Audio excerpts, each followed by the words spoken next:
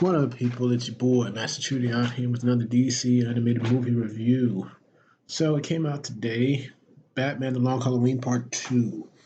I did a non spoiler review for the first part last month back. And, I said it was a good movie. And, this one definitely didn't disappoint either. This was a great film. I would say it's better than the second. And I will also make this review non spoiler as well. I thought I did a pretty good job on the first one. And so I'm going to focus pretty much on, what how the plot was, the story was, the characters, the voice actors, and, the pros and cons, basically, as I usually do. So, but like I said, the as I said in the first one, the plot for this one, obviously, there's some tweaks and changes here and there, but it's still very much like its comic counterpart, and it does a very good job, an excellent job, in fact. It really delves into great storytelling. Everything moves well. You become more invested in the story. It really hooks you in. The plot doesn't drag. It doesn't go super fast. It moves at a very well formulated pace, which makes this film all the more enjoyable. Very good, in fact, and for that I give props to the crew who came up with this. Came up with this whole premise, basically. Um, how should I say? The next thing that we have to do, basically, is look at the characters as well. Just the just the whole character deconstruction. You've got your Batman, you've got Batman, you've got, of course, Jim Gordon, you've got Harvey Dent, who is Two Face, as we see, and it's a very good character sequence. Some of the best character sequence and works that I've seen as well. Um, everybody does a fantastic job at the characters basically moving forward in a well progression. Each one has their motivations specifically mentioned within part two. So, of course, as a part two should do, it answers some of the questions of a part one. And, all of them are great. All of the characters are good. All of them are fleshed out. Every character doesn't seem to take up space. Everybody continues to move forward and go with it. And so the characterization of each of these people are fantastic. I can't say anything more in that regard. Um, Voice cast is very good, as I mentioned. Of course, Jason Ackles, from Red Hood to Batman, and I liked his Batman performance in the first part, and I'm not changing my mind with this one. He does very good. You know, Naya Rivera also brings it in this part too. Rest in peace. Unfortunately, she lost her life. As we say, protecting her son. But as her posthumous release of her final work, she should be proud of her performance. It was great. She was a great Selena Kyle, and she really brought out her motivations basically. In this part too, we really see Harvey Dent move forward, and Josh Duhamel, who is Harvey Dent, of course, had played Harvey Dent till then, until he becomes. I mean, it's not. I mean, we all know he becomes Two Face, but he really brings the Two Face. You would be thinking like, oh, he really tries to channel in that Batman the Animated Series Two Face in his work, which I thought was great. I thought it was fantastic. So, you know, props to him. Billy Burke was great as James Gordon. I thought Titus Welliver was great as Carmine Falcone. Um, David Dashmachian, who was Calendar Man, he got a lot more to say, but you definitely got the vibes off of that. Um, you don't get a lot of Joker, of course, but you still get Gilda Dent, who definitely has more to say. And I will say that her whole more of her lines in the movie are very impactful. I won't spoil it, but I really liked her. I really liked her. She did very good.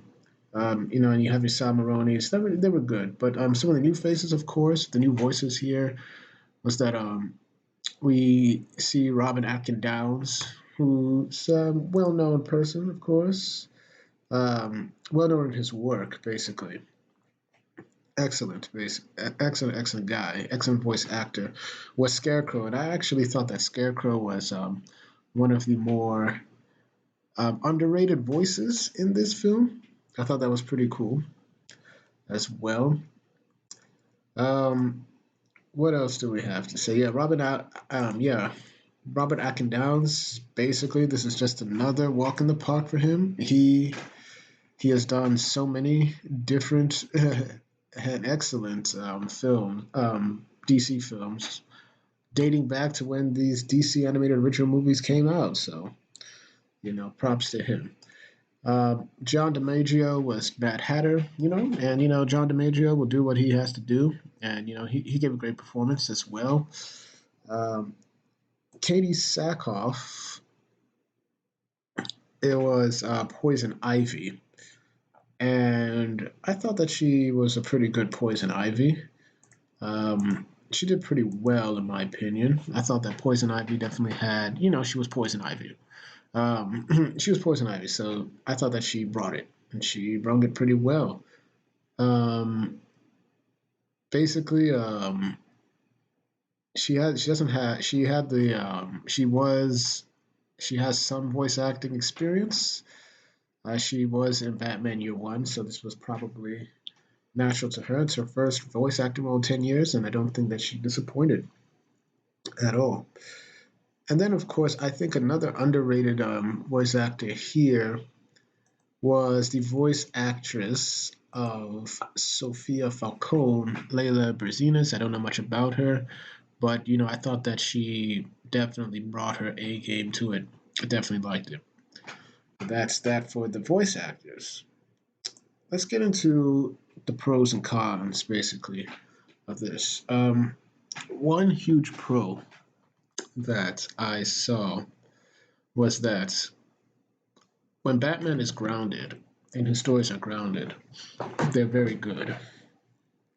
Believe it or not, though you get to see from all the trailers Batman's rogue gallery. You saw Mad Hatter, you saw Scarecrow, you saw some of the Grundy, you saw the Joker, you saw Poison Ivy, you saw Penguin.